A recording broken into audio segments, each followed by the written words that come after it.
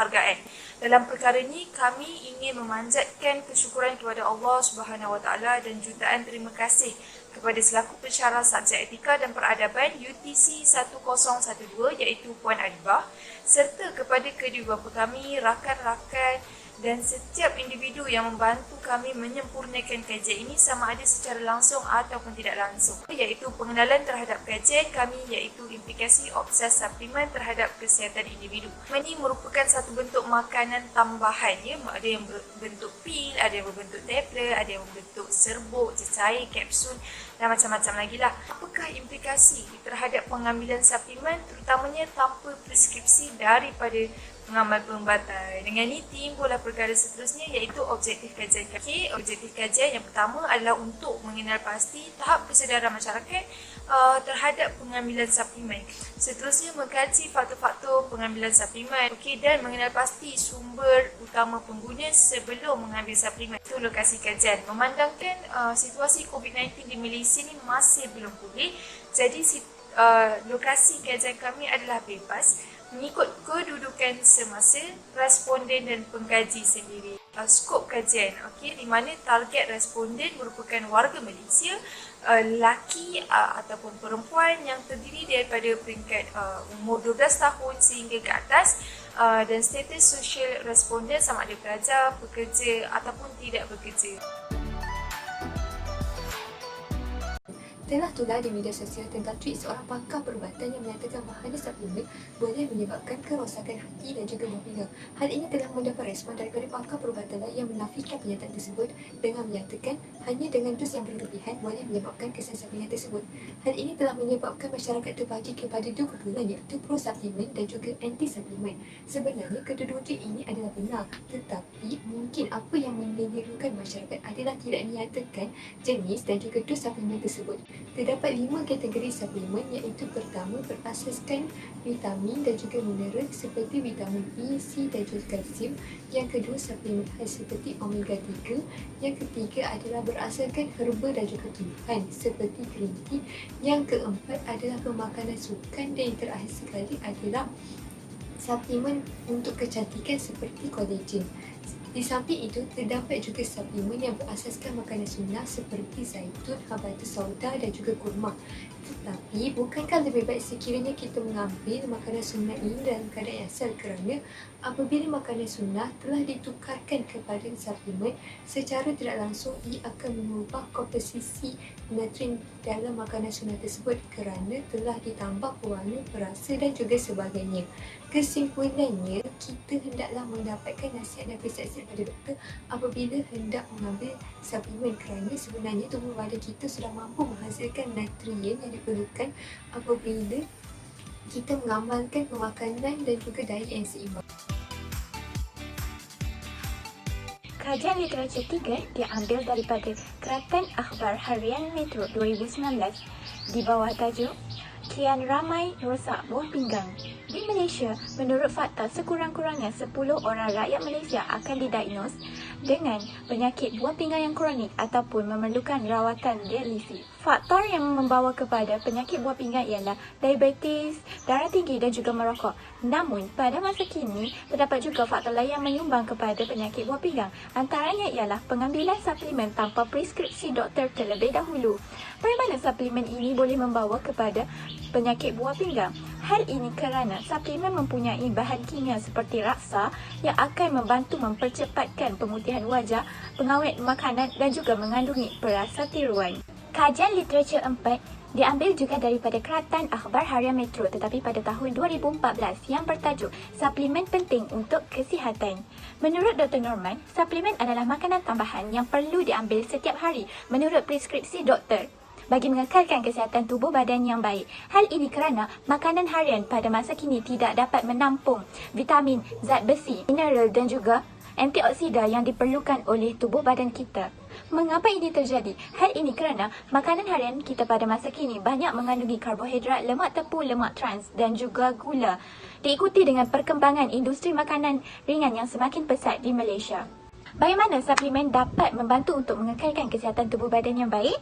Suplemen seperti vitamin B6, vitamin B12, vitamin D, vitamin E dan juga asid folik dapat membantu untuk melindungi membran sel dan juga DNA daripada kerusakan akibat radikal bebas dan juga toksin.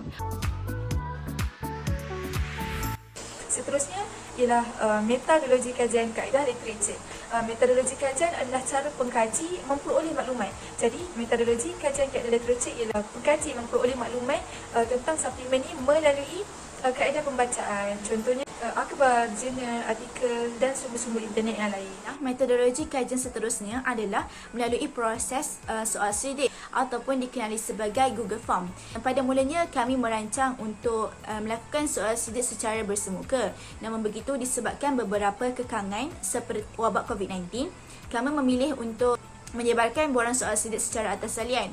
Walau bagaimanapun, daripada proses penyebaran ini, kami berjaya memiliki sebanyak 241 responden yang terdiri daripada pelbagai latar belakang masyarakat, pelbagai lapisan umur dan juga status. Hasil daripada soal selidik yang telah kami jalankan, kami berjaya mengenal pasti akan kesedaran masyarakat terhadap pengambilan suplemen. Selain itu, kami juga berjaya mengkaji faktor utama pengambilan suplemen dalam kalangan masyarakat. Sebagai contoh, terdapat segelintir masyarakat yang mengambil suplemen atas dorongan keluarga dan sahabat. Ada juga yang mengambil suplemen demi menjaga kesihatan dan juga kecantikan. Seterusnya, daripada kajian yang telah kami laksanakan, kami juga dapat mengenal pasti rujukan utama rakyat Malaysia untuk mengambil suplemen seperti daripada media massa, media cetak, melalui nasihat doktor dan juga penjual suplemen.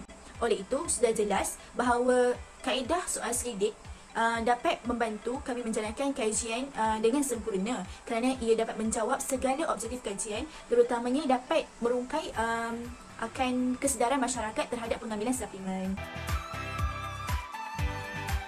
Seterusnya, saya akan bawakan kepada anda analisis dapatan kajian kumpulan kami. Seperti yang sedia maklum, kami telah menggunakan kaedah Google Form, iaitu borang soal selidik di atas talian dan disebarkan melalui aplikasi WhatsApp kepada seluruh lapisan masyarakat. Terdapat 12 soalan yang telah dirangka yang kami kira sangat relevan untuk membantu kajian ini.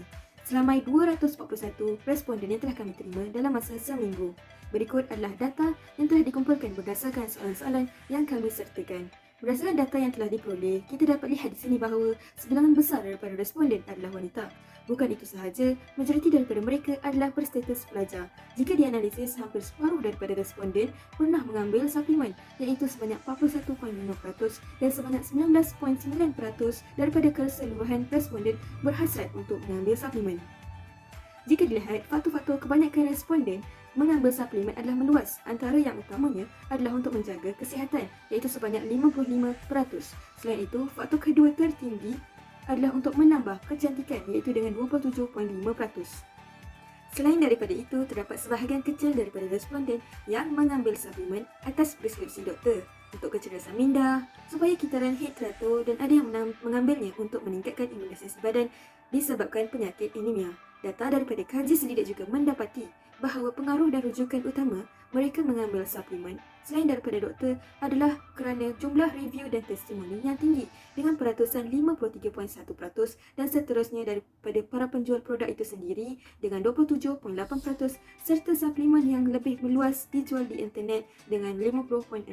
Namun, ada setengah responden yang perlu mengambil suplemen atas kekurangan zat-zat dan vitamin-vitamin tertentu yang diperlukan oleh badan. Bagi mereka yang tidak mengambil suplemen, data kami menunjukkan bahawa faktor mereka tidak mengambil suplemen adalah kerana risau akan komplikasi yang mungkin berlaku dalam jangka masa yang panjang seperti kerosakan hati dan buah pinggang dengan peratusan sebanyak 42.3%. Daripada 41.5% jumlah responden, terdapat sebahagian kecil daripada mereka yang mempunyai kesan sampingan selepas pengambilan suplemen. Antaranya adalah kegagalan buah pinggang, alergik, perubahan ekstrim pada selera makan, mengganggu pernafasan serta rutin tidur mereka. Suplemen mempunyai kebaikannya yang tertentu, tetapi hanya khususnya kepada individu kekurangan nutrisi seperti ibu hamil. Tetapi ibu hamil perlu membuat rujukan kesihatan kepada doktor yang bertauliah sebelum pengambilan suplemen. Walau bagaimanapun, jikalau individu berlebihan dalam pengambilan suplemen dan juga obses dalam terhadap suplemen, ini akan memberikan kesan yang buruk kepada individu tersebut. Sebagai contoh, pengambilan vitamin C. Pengambilan vitamin C yang berlebihan ini akan menyebabkan yang pertama iaitu cirit-birit, yang kedua pertumbuhan batu karang dalam badan kita. Dan juga jikalau mereka mengambil suplemen yang tidak berdaftar, ini akan menyebabkan kesihatan kita akan terjejas dan akan menyebabkan jangka masa panjang memberikan kesan kepada buah pinggang dan juga hati kita. Terdapat 3 cadangan dalam mengatasi masalah obses terhadap suplemen, iaitu yang pertama, pembacaan. Pembacaan sangat penting untuk membantu rakyat Malaysia membuka minda mereka dan juga menambahkan pengetahuan mereka tentang kepentingan, kebaikan dan keburukan pengambilan suplemen. Seterusnya, mengadakan sesi perbincangan dengan doktor supaya kita tidak terlalu obses dan mengambil sesuatu suplemen tanpa kita mengetahui sebenarnya kita tidak perlu dan akan menjejaskan lagi kesihatan kita. Tambah-tambah lagi jikalau mereka yang sudah mempunyai penyakit seperti masalah buah pinggang dan juga masalah hati. Dan akhir sekali, melaporkan kepada Kementerian Kesihatan Malaysia, KKM dan juga KPDNKK jikalau ada produk yang tidak berdaftar membuat tuntutan perubatan. Ini sangat penting untuk memberikan kesedaran kepada rakyat Malaysia.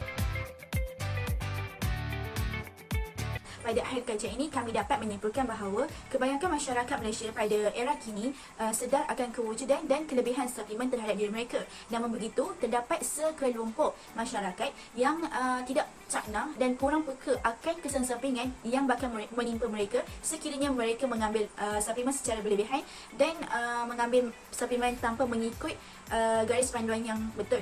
Oleh itu, masyarakat hendaklah membuat tindakan yang betul dengan memeriksa ataupun mengkaji pengiktirafan produk suplemen tersebut, tidak mempercayai sewenang-wenangnya segala iklan yang memaparkan janji-janji manis dan juga membuat rujukan terhadap pihak yang lebih arif tentang kesihatan seperti doktor ataupun ahli farmasi, kerana kitalah yang bertanggungjawab ke atas badan kita sendiri.